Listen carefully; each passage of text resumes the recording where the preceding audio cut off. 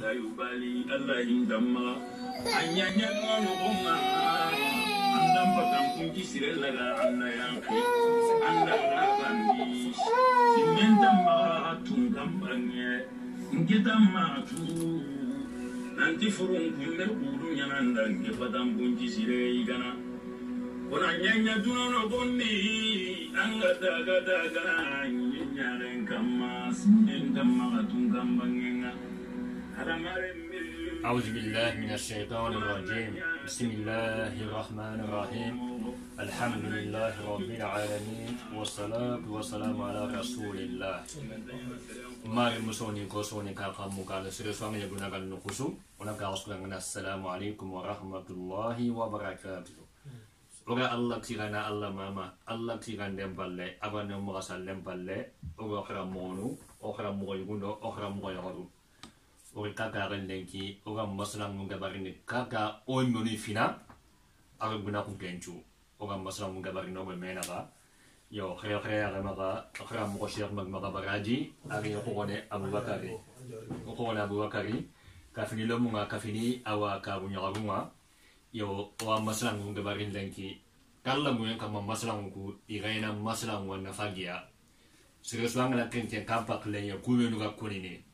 wallahi mari mawina khair muskof ma kandangani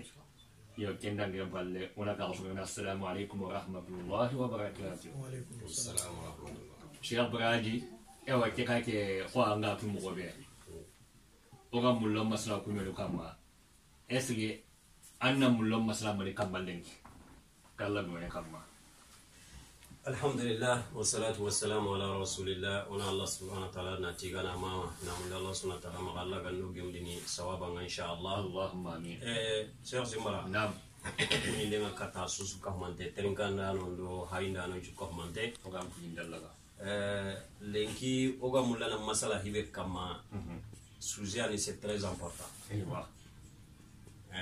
yani asri sire ni mogosri important ni isri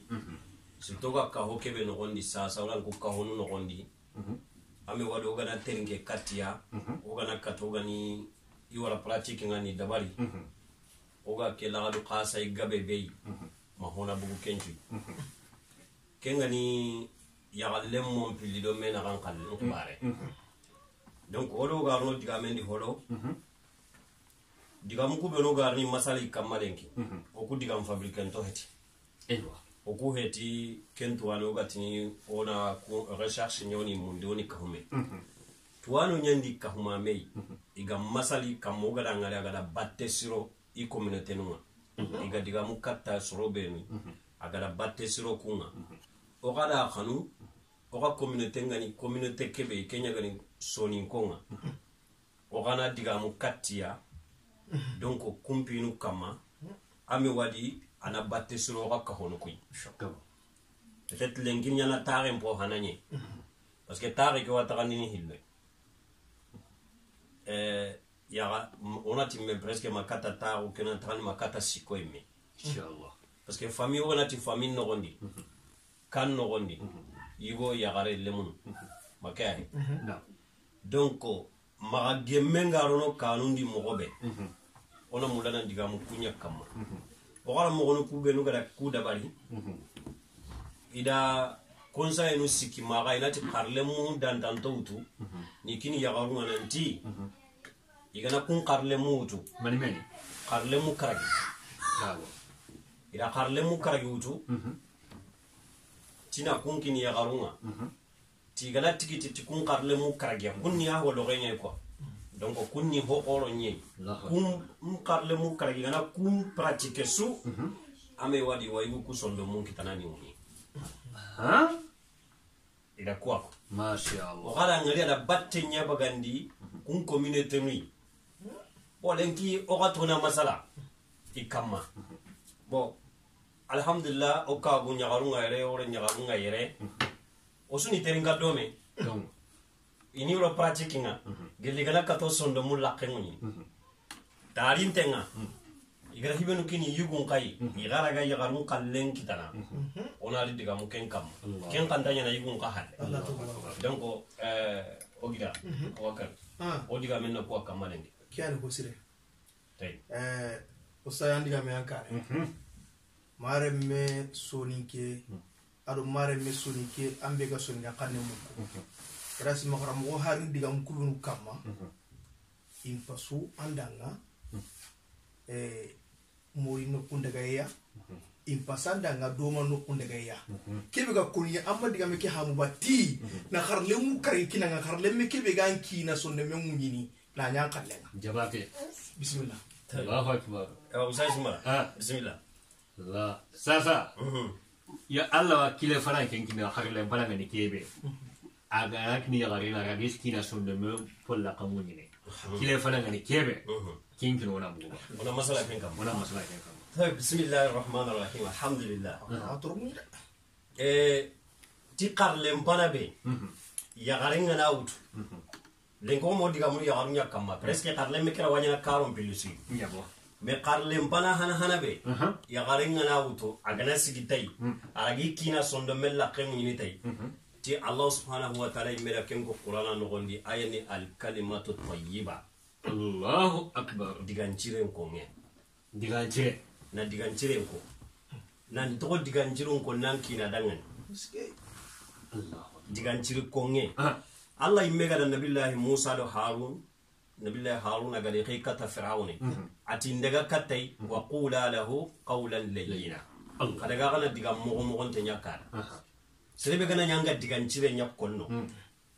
ankina dangan digan parampolo anga kunya sugandini ni kola dangan farenti al kalmatu tayyiba sadaqa nyini so nin konti serema digal linga to la qedi na henta wara awa sheikh simara kiani kile hana mari nya ga khara kemu ankina na mi galinga ko kakakenga mari me kina so ni mo ngini aski anki daga tampi mo ko ngala ngiri goni nyanno ko agala ko no ando gi galungu ngam ka tanki nai haya ga nei pa ko nya ga do gai igna so fenda na hallo kumu hala ya pimo na anyam ko ndambe ando gi galungu ngam kenga yabo mari mamanga ko so ni wallahi mari manna so ni man awa kuna kinga ko ke kano ko wallahi iya ka yo mi galungu ko mi ga gemme katsia ai fa kan bakane ya mari me ke kile yabo kenta du kese ga ga mo fonde ko fuke kilogram fonde ka fa ke kundu mo ko mo no ti ta haranga na jatelaga yugunga iga prefer ne Allah ga no kisi Allah kutayenga kubenu ga halle ina diga linge nya konnida mi gara moro yo ina diga linge nya konnida ken diga linge ko ampaka da ko mo be ya garinga na yaga kunte ngandi nankine daga mo buri halle encore tinya mangaro kanda nganga ta kundi ga lingu kitana kandi anda gani mundi fayi manda rigi mundi no kutana Allah garan ka bakebe donc anna nyanga diga linge nya konno ankina dangani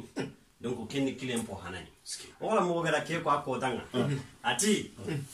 ala misala yigoko ati karamogo go ra ke ko nan tiya garan na diga linge ko ikina dangan ati ya igo go da wure baga ari kati ya kengati ya kenda ya mulo daga yala re iga daga uronye ni ga yalanga yalanga ke no ni qaso ngakamu ati ya kikirati atanya renga ke qasoi anora ntenga ni mo kebe ya galenti ya boya ati vraiment anki ni men nora ta ke qasoi Allah eyo kembre ketara ya garenga da diga lingun kada donc ma iga masara nga kellingo mosri kenga da kenki kafalle malalanti daru kenda nya kenga masha Allah odaga yalange da bari anya yalange lingoy aka kapalle masu ti fokira na menya da bari ay la karanga akati ka gumenda tinna mulale ngonda ga yala iga daga yala kimu bana ne kaso ke ga sellanga dati ya kenda ngana ta atanga ya renga atanya renga ke kaso atingira kana mpinginde ni donc ikundi ya la ngem muma nya wuro muma sere ma kase hesera manda wonon digambure donc kembe ogara mo simba ki ani kile hana o akini ya garuma yo yuma daga ti pourquoi yugun ka ganta wa kin yugun ka kallu won tin ya kamini media mo sure yugun ka kallu ngarni kota tanai ewa mare nyagare ke kile fana me gamu kundo hari mare nyugoma angana ke praktike angana wonti ya ka sefene ya bunya kama sire suga bu ayise anna ko ke praktike andan kina na kabira le ko me akina hara burella pana anki mese anna mi dire ka gangani amaga baga bure nyimela pana ngo wala amaga bo yo keka ko mi ka wakati ngan kame baka inshallah wala keka kile hillandi auto kenkino kile hillani digallingo ko ngenda ngiyem palle français nga ke tini kebe dangani cadeau surprise ewa nan to cadeau surprise nu nyana kina dangani nan to auto di lui na hoy go dabari na kinai igatin hadiya anjon do mellinge tay cadeau surprise nan to surprise ti hoy go na kenkine so le ka kan na ke kuijunte voilà kuijunte nan to hoy go dabarni na juta ay me hakre gantadi annan nyangana kunyi gonda haram magani ho valeur taymi Allah akbar ho valeur ko re me magani surtout na nyille gadi na kenga na gemundi gemu mo bodi ko hay ke wakati be sa ma misale maga anda ampare mutu jogri bolira ngata anti sarafa awa ngeli par mutu len kide gili 300 € ha yalla ho makki kenna ka mo kella damu ngana ke gadi kella kamu gala ngeli ya mentari ki ku junte tara ngende ko kuijunte awa kiyali ko awa msazima kile hilandi nikenye mare me ke kile kesre ne haya ne kufune nye na rufone konga na nyanya mo yugo na safa dulle mo na mo marché mo cher na safa kama ganya fofa haya ne bikinye na nya Valérie le na ka unda kan na ki nkina surprise na ke kina agana ke munyi ne an ka kawana bikike ça fait un kanu ke beka kakai akinya ganda no ye bikike kini sababu nye ka kime bikini mane ayi yaka agane bikike wina gana faina aganto no ke faini kaka bi mo kebe aga soebe kinaga kanu ye na so meme awanda kina ka kenga he koita yugo man diga me fo indi debanga wa diga me kin kharam ko kenga ngana soni ke garem pai ya ro kutundo mena soni ke garel laga duron ta ko butuna kini kinai anga dala na ma me kitare kamana ikun duron ta ko na bitenye di aga saso ha dum pay duron ta ko be ko ha dum pay karamo gara kebe ko diga cire aro juunge kulli ni khoray ni fanna ni ngana bagandi khoray ni o kina yo kini hilandi ni hilandi on daga sikandi haram ayo ke hilandi kundu cadeau surprise afa sunga bayni de Allah wa ho nyana cadeau surprise ko simbara hala gira ko no har biki wani valeur kundu tay mais anda seren jutay valeur lay a valeur khore arone surtout angana jatelaga har kafir no ko hay iga kadon kinni me wakati su donc anga ni kadon ku igunu wana ngani me valeur kundunti ay daga ko 5 € 10 € wala kundi menu idi ambale mo go godi nanya mo mene ko ubie daga fulo ko bo e wa kundi menu donc surprise nyala kamanda ta on teheti donc anda dabar na kine wali nga ken nga histoire bale ko nano hol kenni ngemme histoire ni histoire ke ado wakati angemu wakati kebe gani wakati c'est-à-dire son don kasa ngati ni dangan melanda mo sallo gore ngeta ka banya ne rokunya na saudi me yirigi sallo gore ke okula nyaere ya ke salle be gadangi yebo alla lo ke confinement ke wate ke be ga coronavirus na salle ngako kumane ani nge mpa baga fati Allah gampine ne sunay mbay njondo men sunan tembay nge madim salle gore nyane me bana chu bankota ugo ke gat ninga nyankina mo annabi nyimu ma to la jaga kenna yela complet nga bonya mande ni mahala bagasela Allah ngeli le mun su uniform ha o sunya uniform ni anya kotai bo inson de mes sur antenne mais golla kia santa mun ken ka do gaidi ndi melo mi anganati annabi mu ma to wa kenta ha mini soro ma mo sirsirde anyi me ka bunya hare nyanda ke golle de bone wala an ka bunya hare ke annabi mu ma to wa parce que atoko ni sharfa sarata nabillahi ibrahim ka men to wala nabillahi ishaq anu yaqub nu ismaila yo shega haruna wasona ti ewa ya garube nu farenga da ina gati ko isi ma ikan ga nabi nyimu ma to ran kai ma kan awa fiya ke kilela ana fantene ya ga wakati mugonda kuna kan kakasikande na katandi ketake sikandi bismillah kne sikandi français na tikenda ti le bon sourire parce que nda suko sasa munye silendo so isilendo nyagali sile kata gane gillu golliranga ana magani anga ta hunna ya gon kitindi ko nda tunga ko no mo bekeda ko ma tele ga dore ka ho gana ganga ka ken goni akinga na irini keta donc anke ngege mundina itimania ti munye nye o kempa klenta hono de kempa klen farente alayhi salatu wassalam na munye anga hinya ran sadaqatun minka wa ilayk sadaqa na gagilla nyimme aga ile ne sagene kata nyimme gal ari wadangina nga ankinay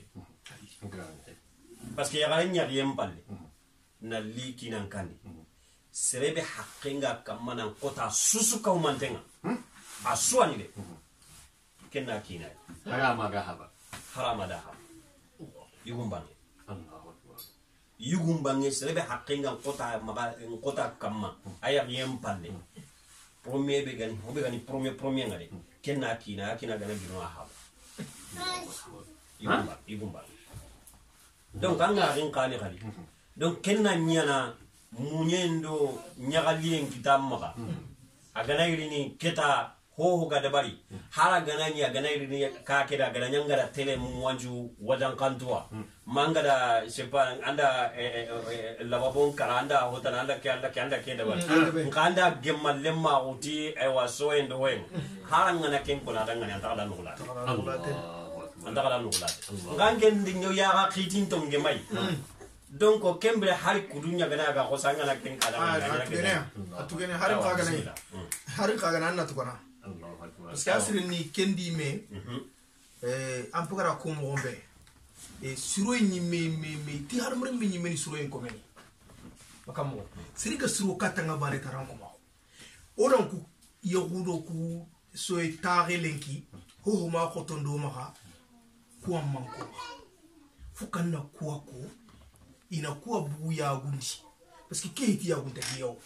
nan turo katinki nei nan nyagali katinki nei ho ga qawa de barni katanki nei ka ki an gondi nonga ma ya gutere mare nyagara ngana ya gutei ana di maro dulide akimi ni ke ko dani men hayke dimina lo koli an kalli kuleni hari an ga so ikate baraji iti baraji nei anna igande de barna kine baraji nei ana men tan mori kene rabna ka akala kul waji serenanyi anya udama ya sakan kana serenanyi bresu anga munyu no su kan ka kin no serenanya anga nya kan no ya gare ha anki na gana iru wa kusana ni anki na gunga sankan ya kana alhamdulillah fofo ga gamula kan na kan na ya ganya ga muke kun ganya gana ni su aga ko serebe magaka wallahi foga amula kan na kan ya ganya ga muke wasa kan na ni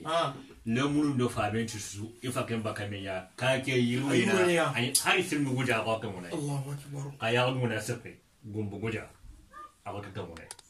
aya ko na yiru be silmu guja ako kan wona ka ka ko na sere ga ko ai ya ko ki wose ende kera ka ke yiru wona ya ba kera sima khairi kanta giro no ngade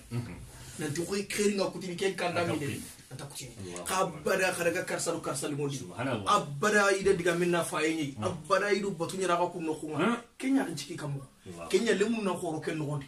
kundo ken nagri kulle muna sa rentrika na habentrika ana harama ganya mustahil ke biti kitabi diga be ona illandu halle ullo imme dam kuno ngondi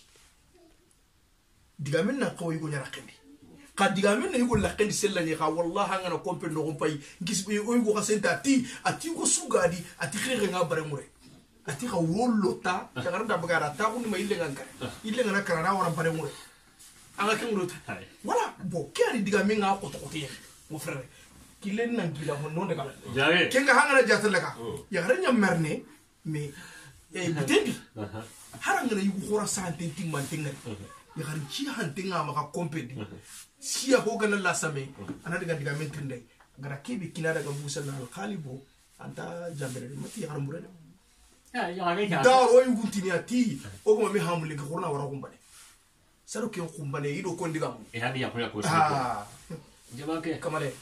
akiga ngana mimi sallallahu alaihi wasallam agiya kain kagume ay kagume ummu salama aga diga kanela do yi ko la ci ne xabaare akiga ni kendi ya ko mo gatum gonda ha so la gan kaka xarle kra gandina na bakande na katandine masha ke qarlen cikandi kundu c'est très important anga ini ya garinga be me hayo lenki intara tu kina ga yan kana golle ngalere be ange na mo soro ne ken kane nange mo ken ngakam intara tagarni lere be an kawa kingene kanya ke lere ai 30 minutes da a manka ndugu na hitu manda kita gramo wanda golle ngirni yo anke para golle kotina anta haratu donc anga tuani agarni lere be kellere kinge anda mo ngontro ndina kania lere ke gana dangang nyare mpo montro nyai keta amari aga d'habitude hetike nu na hitu yo keno ko ke bareke nyum magamu ke baraka ke baraka sigindi ya bongale ne kari 5 minutes ayo kende alhamdulillah yo kenke laba diga me ama to ke konta jamale to ko dai wala jamale katun na magi ayo ta kenya na jamale go wala ngani so ningan jamale ni amen jamale ta so ningan jamale ni ku jamanu hilli jamale mbane ke anta binga abada do jamale mbane ke ya garinga menyi yugo bane ma ayo itu onta kurne magi sande chabuga parce que atina ne ragani ya kabu simbara onda ga na kandi gollinya lemma posire na gollinya lemma posire ngakandi misal yugo kena ya garin gol nyalle ma ko Ayya, ona ya garin hina ya garin ne yugo gol nyalle ma ko kandi gol nyalle ma ko posi surtout ga ke wakati be sasa o ga ku Europe no ma ko America no be no sasa aboka ange ngana ran ka ke firgo nya ha magalo ange nya kenya firgo o re mende ma fo na alman baraji ange nya gane ya firgo ange nya ha te ngono ke ngaka tamen na bugan na to aro mi kono na ke to ya mo ya gare ka ta kono na ho maguski ma ke kenan gol ya le ma ko mo amagunya le ma gonya mbosire akawa ngana kan kan pimpege agogo ange ngana indu tananyira munda mpo ino mbaka ndenga gele jinge ngamarike igande ngenda nyaga tawo wala ma aho iho sirunya ni ya anga ata ayo dulle ni igande da ma alo keta kunni ho sirunya kenga yo ko akano ngai me tinanga bange to afirgoni yakan har ke yakan hosiri finlandi yo gura ma maso ke ma ke ta kan ge me kendi ka be limana ke bane ke nyami place ndaba aka bane ga di place aha o karan igo ngana har gil nendi ya garenga tampi kamo tampi ayan ki jiga daga na bagani gedenga ana daga ta hunda na ho aganya mo gosudi aha kendange magare dusu nyana yarnani ay mena daga yanki ay mena o dabal ahara gana alla ma yigande ke gana ga dabal daga ni na ga mo gonchiro ni dallakine kenya drongo le hosulu hilla sikandi ngani kubeni kuntini ale le nyagale daga mba wa yigande to wanda nake Allah ko yin poso gilandi donc ya ga ngai ni tidon ko yere baba yo ngana gere gol nyang noko akam pin ka gara kan noko ma anna golnya le ma hosi gande wakendi wa hara de ma ite hunundo himman kunta kusu bagandi o brani abo kada ko tana kinta kinani wallahi akina te hunu maganda tandi kana su hunu maganda tandi ay ramu ni menura gai agane da yang kora ga bakai me akan ko ramu benoni di utandi rani perbalani sahun Allahu akbar rasuako suniki emene kembe wala kilun ko bayra ankina minimum agana ki golien no kunke iganden kenke ay mi maga kemba ni frigo la pewonti ay ne ken no odina ke hoy ko kundunya odambe ka hoy wa do ko ken kadiya Allahu akbar anya garin kasa unta ken ngade pasange ngana tan ken kasa ken nan kasa nga pete to ko ni ma o ku soni kara anga ba ko ni anga ya garebe ya nga kaso ndi duna sere chura mikina haya gana yanga kasa ya garenga har gumanya ka kitendi akina anta kaso ko ni no ara ngene sere chuna tunanti kaso makine anga tu kaso entandu ku ketanda te ay go ku kaso ku dangi ke ken ngata ko kella kangare ken diga mentali doko kya da kharile na ka eni na katandi o ba karagandibe kono ken ho gabe utu ken ni senoy النظافة سنوي أي مسنوي إنها كندي كان سنوي إنها كندي ليمون سنوي إنها كندي أرانجما إنها كندي أسوسوار لو كن نقول كذا الله أكبر سنوي أنا هو قبل إذا أنا يجيل بقول أنا كن لمتاندو أنت دامبيني لمن كوشنوني ما أنجي نرى كومبني رامينيا جيمباندنا بارندو ويمان كاسو بارتو taura inventaro hayi wala sa kamagna yi kono pousse pour taw ke ko mo sir kabako wala ke ko mo sir arrange ndeka hanka ka suwi sa angana ro kizine ndanda khala tanga golle be la ilaha illallah Allah ta frigo la kemi o nda arrange mo le nganga ti yaro kuire ay si otina kwa to boto pour que na katina yugo ngita la gara kebe hamanda ke diga mirsa ke diga lagare ram wanga na gulra alli anda ni ara kobe ke ka kenya ti de partout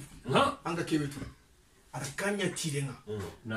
anga ni kendi ma ti le mun daga tari competi le mun degi bangenga alli anta waranta bali ngara njondi igande lita una nyam ho ho ay me prendre wala awatu nanti anga na tawu anga kebe mulla wakentu anga ta kebe mulla wakentu aha nyiga ampu anchembe u kenga he anyiga ampu ganda ko na mutantawu yala humma ken kadi kenya hare ken battedi manina kemma katanke ngasa ancho no beke kanya kaka fonde bale gara kebe hamu ko ram godiga mu kuriya ko na zo ko to ya la wanya no gona kingi gun ka kallunga peut-être ko ta gona kingi gun ka kallunga do ko tenga karo ko mo haru maka kanu ya ko kuina do ko to ta igara do ko to bane ta nyemeu o ku ku bangi kemo ko to ko ya basa ka waki na ngo jare awas awaya kan na kam mane ma anga kengalla ya kyo ku ma senna ku ke kona non ko se mare nya la ranki na gane ni kan no ranki na bane ga fere kan na ya senna nya ni beso circle le ku nu ga sere no ma yanga ku singa lo pat angi ngana baga ni angana baga ni ko beta hitene rek wala awa har ka fina yimme sere ngana ni na kilemin kan jiba ne saura ga ke kamma ana kushi ke baka ya abu ga kina saka kamma busu bakki ke wale mineke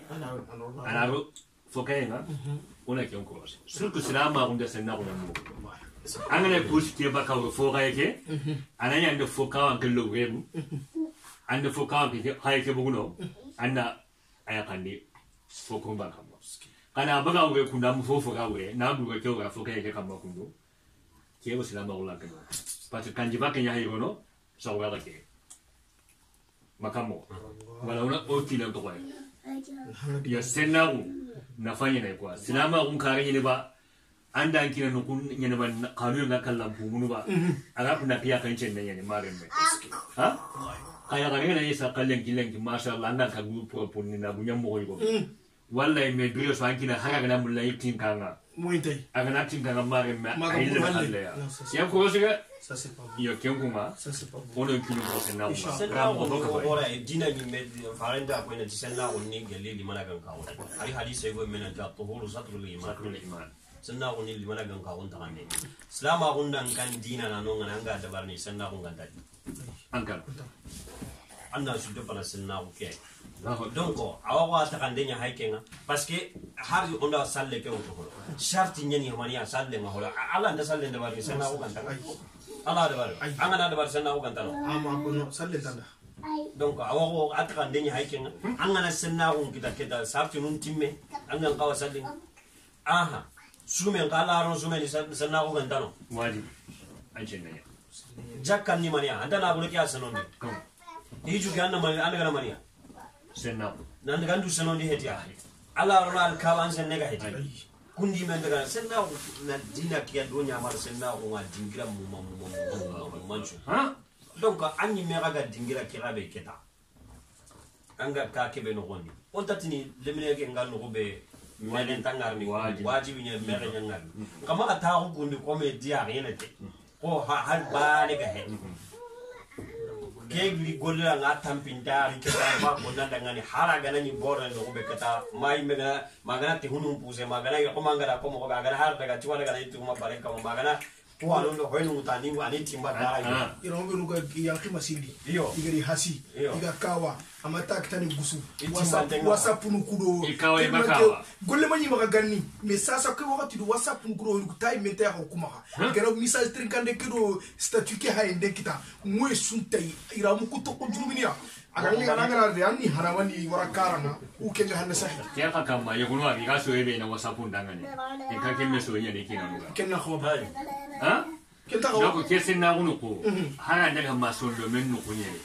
Allah pin ba na to men chono ndi aswadi ancho do men chono ndi ga kina ga no nyami ancho do men dare an kina ga no nyami ancho do men ndi maga ina muna fa ko jenna ko ge an ga kina mulla nyangollu ba ga ancho do men an ga kina mulla an kina ba senna ko ho bebo akan men kuna ko an kina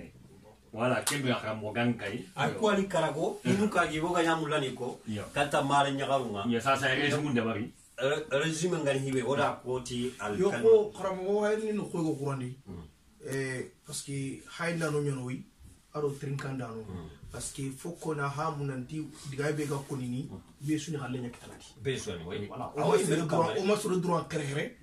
voilà e manti anyira mu ku gambaren kam mo mbona ranyi on trankin do ngare ona do en général anga ko do anga mulanki ga kumunyi anga lona tata na hostana ko ni anga len chache anga nanyira mu khorba kay ram parce que to me remake anga ni bu kenga ta gusana warmo o say ngene gili goldira nga mako ho ni bareka o say ngene ni salon da maka ni salon birdi barante ngani alle men ku succe di batendi anga na kenda barta tariya len takina kenga ya ka sebe nyangol lunga ne ona bi kamon ni mina golle ke ora ina war awre ni ke bane yani kenga ya ko nyu no ga maga ya wa alhamdulillah min na no gondiya o mo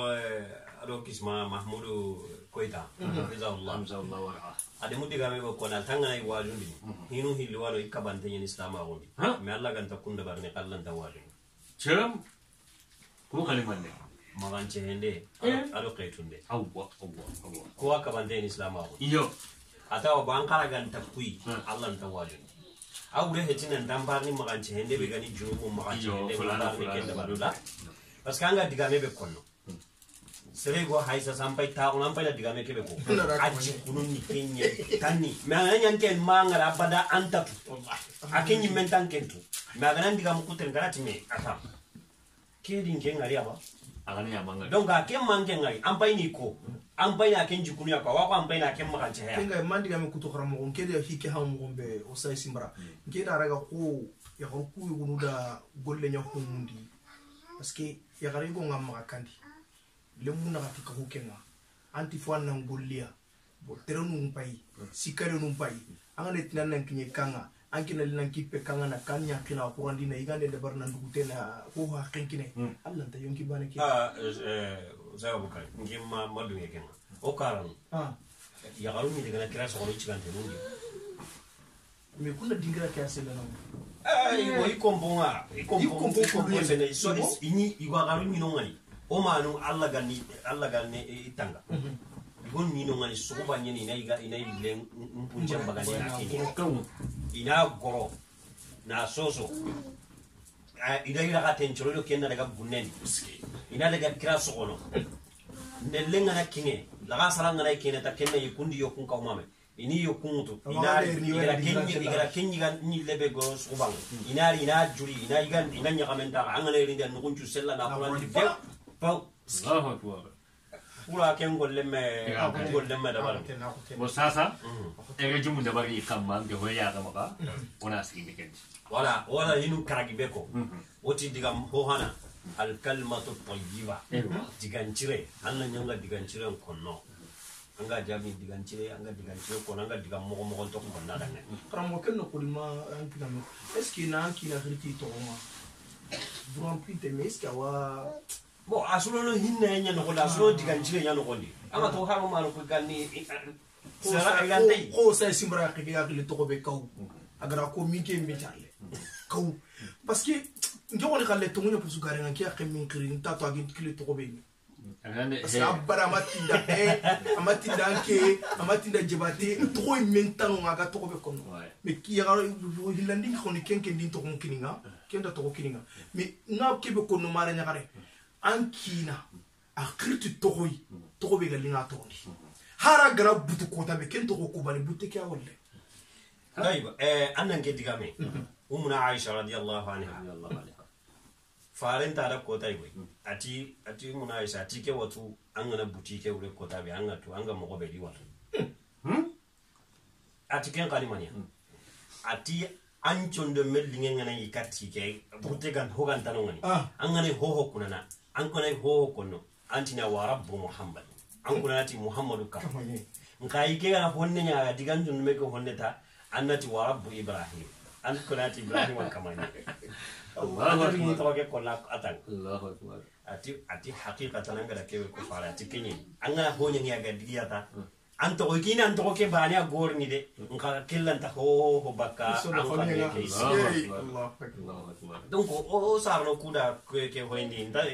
yagarena ikina krito est ce que hala muntani hala muntaheti me deronde nyini ko deronde nyini donc awa gelli kundi me no kam pakada ko mo be anna gliti e kasaha ho bosu gen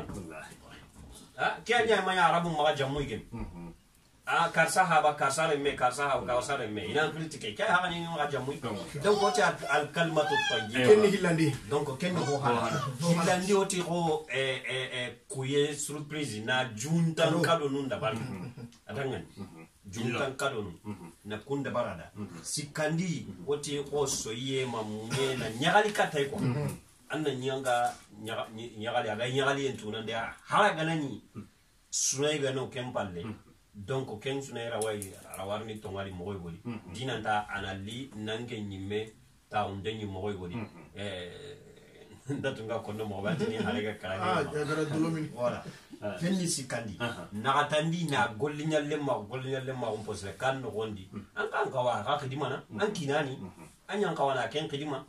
ada nyengel hala sul ko gara ko mo be an kinga kaso Allah ta kaso na kinga anda ham manda na yamelle moy mana kasanga mana tibani tala lemme ni donc punsu kansu wana ngai daga nyamo ko suri gadi Allah subhanahu wa ta'ala ar-rijalu qawwamuna 'ala an-nisa Allah qawala dero kenno ko kamana golnya lemma kenno ko kamma magantam bi ke magambo ke hay an ke sunyati Allah subhanahu wa ta'ala mera nyama ndey karagandi be ogara ko kenga ho gora gabe utu kenya gani senoe ndo kentananga ho garo no ken no godi ay meselo yini ba kanselo yini ba lemunun selo yini ba sondo meselo yini ba asususu ka wonte ngaro na no donc ko ali karagoy oga mulana ku pin mara nyanga presque ko am pakala ko mo ay gon ho hayni inati aga ku konno igu aga ku nga ku ndaga ku ata oga ne kinga igu ka kalungo ko tabe donc o kinga ne ko o digal la gale oga to kala mo ti hinu ku hilide o ti ala mo kan chene ala kayetun den kapo o ita kun tenya ho hayna ko presque hiru jikungani kumpa itino saso o hayni kunya kaytu bwana anani o ma o digamento na tiga yo kia no ma o nyamulana ako inshallah simbara no de mo do inshallah yo simbara gega mulana kebe tokay ko mi ki ha ho hanani wala aga ibera ngari modern ora hukum ba da bari wa jinde ngano gondi Allah ga kebe kitana qur'ana awndo hadisu hadi kwandi mu sunga kande ke mi hunci dumbe kawano gondi oda kwanda kam go parce que ko an ogara joppa oda ya on kallen ko leki Allah gana tari ten ko yakram amati gun qalle onda du te gun qalle ngor mo tan diu o kukunda na meya inshallah Allah gan do timana no gon inshallah wala kharam go bismillah awa tiani mare musoni ko soni kan kam mukano mbale mungo o swali mungo kara mo no ami ko wonenga ni masala waga ngani ku hinu kragi